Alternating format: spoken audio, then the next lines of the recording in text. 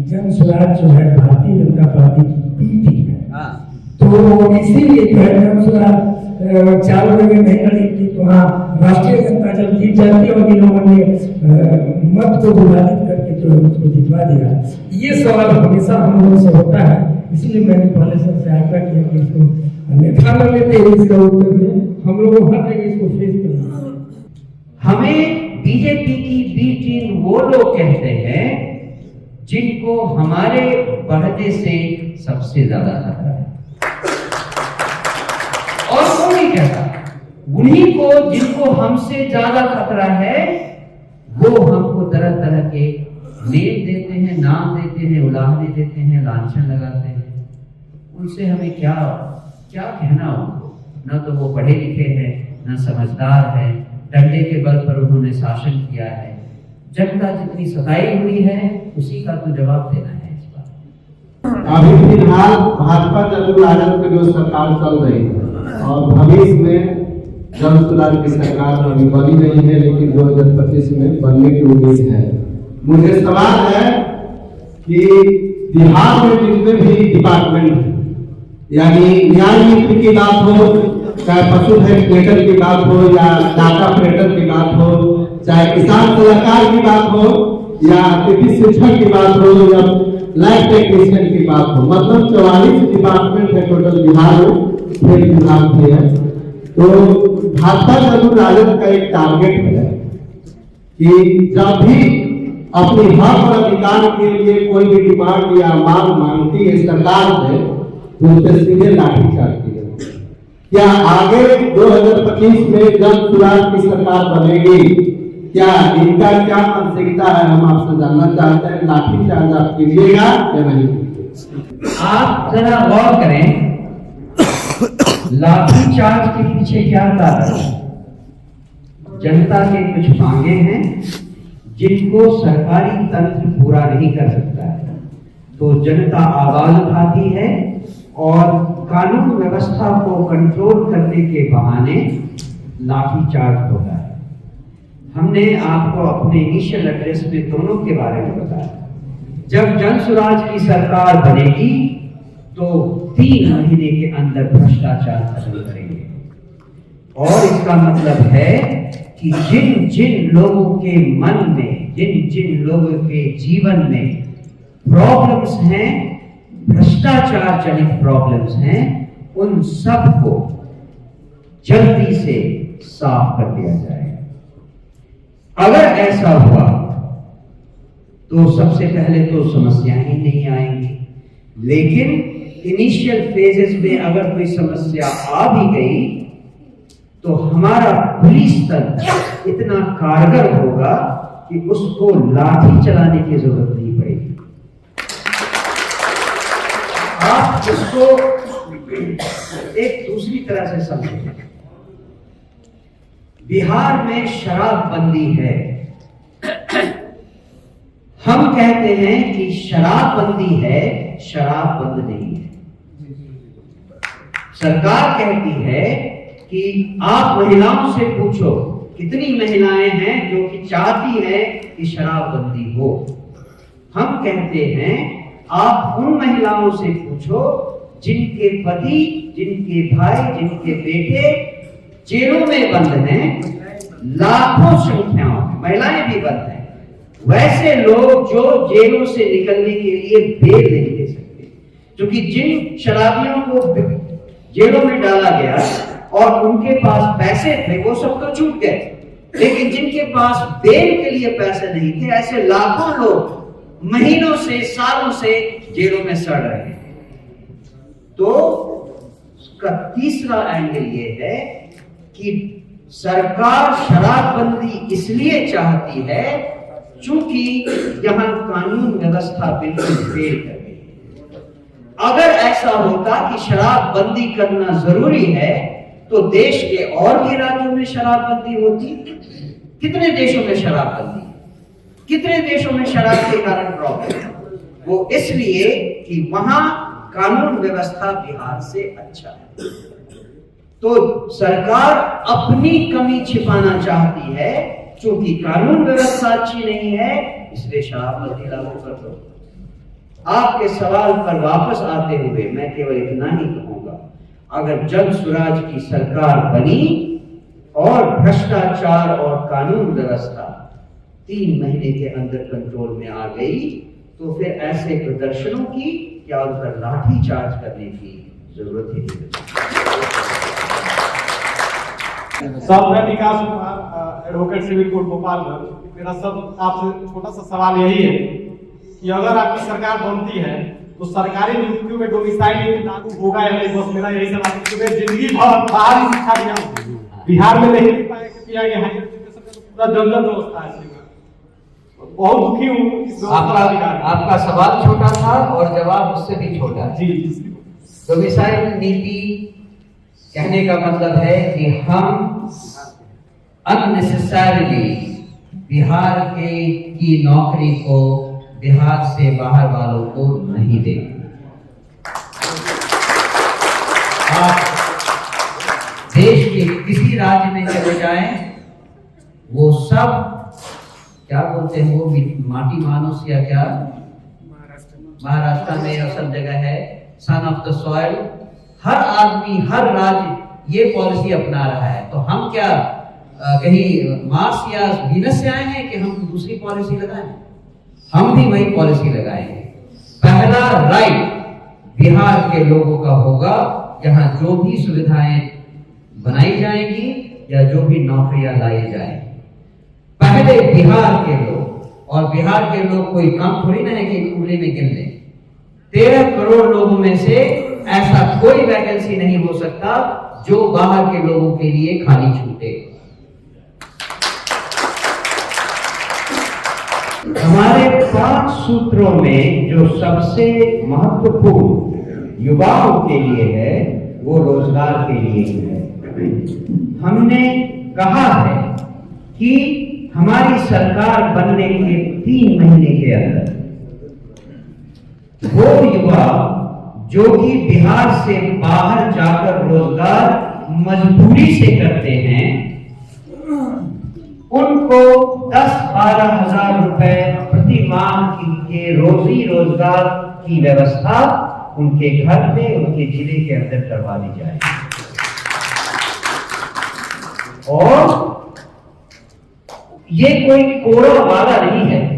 मैं अभी आपको बताता हूं कि हम ये वादा किस बेसिस पे कर रहे हैं।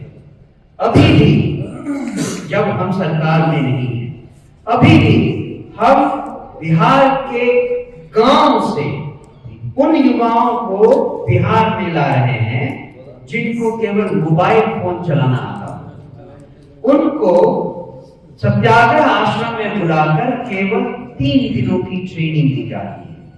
उस ट्रेनिंग में उनको यह सिखाया जाता है कि मोबाइल फोन का इस्तेमाल करके हर महीने कैसे वो 3,000 प्रति माह से 20,000 प्रति माह तक की नौकरी की रोजी का रोजगार कर सकते हैं। जब हम सरकार में रहे बिना युवाओं को रोजी रोजगार देने की व्यवस्था कर रहे हैं, तो सोचिए जब हम सरकार में आएंगे तो कितनी तरह के तरीके अपनाएंगे। लेकिन ये वादा है कि हमारी सरकार बनने के 3 महीने के अंदर कोई ऐसा युवा, कोई ऐसा मर्द, कोई ऐसी औरत जिसको बाहर जाकर काम करने की मजबूरी नहीं हो, उनको यही पे रोजगार देने की व्यवस्था की जाएगी। और 1-2 साल के अंदर हमारा इंडस्ट्रियल पॉलिसी इतना सक्षम होगा कि सारे इंपॉर्टेंट इंडस्ट्रीज अपने आप बिहार में आने के लिए विवश हो जाएंगे। ये मैं आपसे वादा करता हूं। आज जो ऐसा नहीं हो रहा है उसमें केवल हमारे सरकारों की नाकामयाबी रही है, इसके अलावा कोई कारण नहीं। बिहार में सब कुछ है, बिहार में लोग हैं, बिहार में जमीन है, बिहार में संसाधन है। केवल नेताओं का मन, क्या कहते हैं उसे, डिस्टॉर्टेड, विकृत मन की विकृति है। और कोई सवाल ना हो तो इस सेशन को अंत करें। जी, एक सवाल यह है जनसुराज आंदोलन के अध्यक्ष जी से मैं भगवान भारती अधिवक्ता एक आश्वासन लेना चाहता हूँ।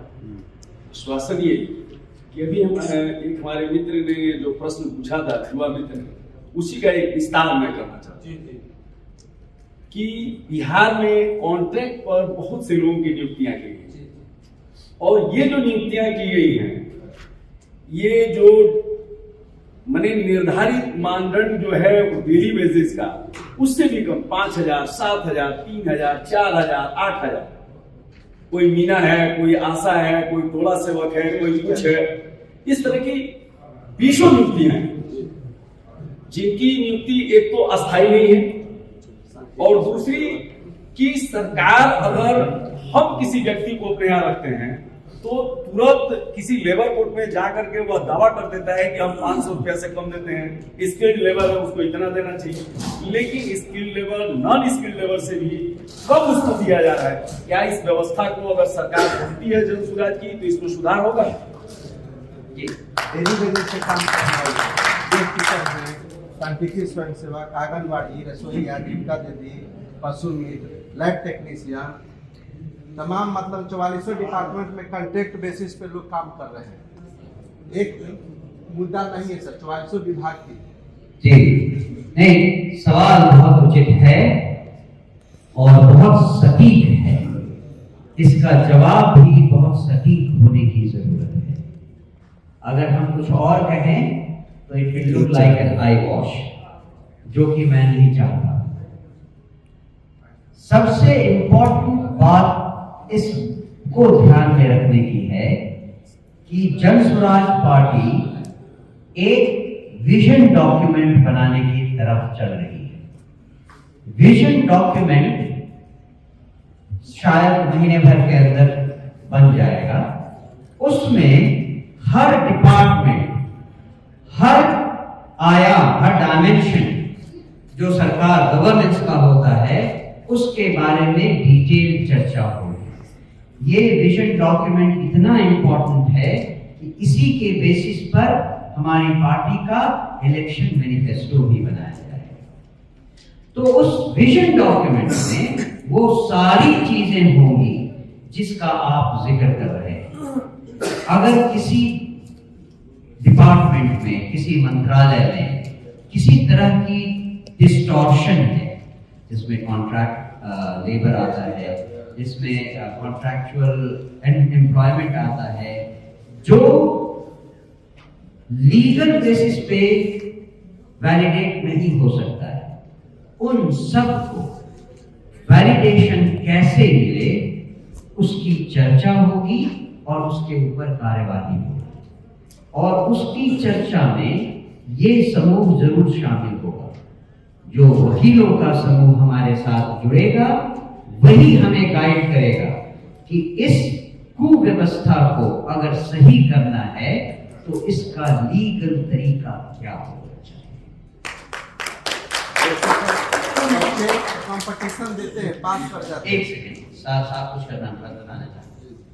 भारती जी का जो प्रश्न था वो आपने भी जो प्रश्न किया है, तो अध्यक्ष जी के प्रश्न से पहले ये प्रश्न सुप्रीम कोर्ट में पूछा जा चुका है। अभी एक केस डिसाइड किया है सुप्रीम कोर्ट, जग्गो करके, बड़ा फेमस केस है जग्गो, 2024 को ऑनलाइन में है। वो किसने केस किया था? सफाई मजदूर, जो सफाई मजदूर होता है तो गवर्नमेंट ऑफिस में उनको 5 दिन बुला लिया जाता था और कुछ पैसे डेली पर पैसा दे दिया गया।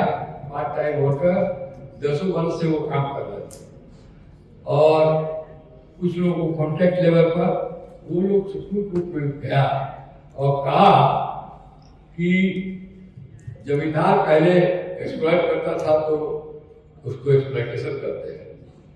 आज सरकार जितना एक्सप्लॉइट कर रही है जनता या वर्कर्स को, इतना तो कोई नहीं कर रहा। किसी को पार्ट टाइम कर देता है, किसी को कॉन्ट्रैक्ट बेसिस कर देता है, किसी को आंगनबाड़ी में क्या 10 वर्ष से नाम देके, और किसी को मिनिमम क्वालिफाइड वेजेज नहीं दिया जाता है, बिल्कुल सब स्टैंडर्ड वेजेज दिया जाता है। और जिसके बड़ी पर जो दो पांच कोई अफसर आया 10 बाहर कर दिया, दूसरा आया निकाल दिया, उसमें भी कुछ लेन देन। तो ऐसी स्थिति क्या हो तो सुप्रीम कोर्ट ने बड़ा ही अच्छा जजमेंट दिया है और उस जजमेंट के आधार पर मैं अध्यक्ष जी से कहूंगा कि हम लोग अपने मैनिफेस्टो में उस जजमेंट का सार देंगे। जब आपको परमानेंट जरूरत है, सफाई तो रोज आपके ऑफिस का होना है, तो आप परमानेंट क्यों नहीं बहाल करते हैं, रेगुलर बहाली क्यों नहीं करते हैं कि उसको जीवन भर टेंडर रूम को रखे हुए हैं, जब चाहे कब निकाल देंगे, सर्विस दे देंगे, अपने घर पर काम कराएंगे। तो हम लोग कुछ जजमेंट अब कुछ नहीं करना है, वो आईना की तरह सुप्रीम कोर्ट ने पूरा हिस्ट्री कोर्ट करके exploitation of labour, unfair labour trade सबको करके कहा है कि यदि वैकेंसी है तो रेगुलर बहाल करिए, कंपटीशन से बहाल करिए, बैकडोर बहाली मत करिए और सैलरी पहले महीना से दीजिए और मास्टर और सर्वेंट का रिलेशनशिप होना चाहिए। तो जजमेंट आया है, मैं अध्यक्ष जी को दूंगा और प्रशांत किशोर जी को भी दूंगा और कहेंगे इसी लाइन लेबर हमारा जो एम्प्लॉय का जहाँ तक प्रश्न है उस जजमेंट के आधार पर हम लोग अपना विजन डॉक्यूमेंट बनाए।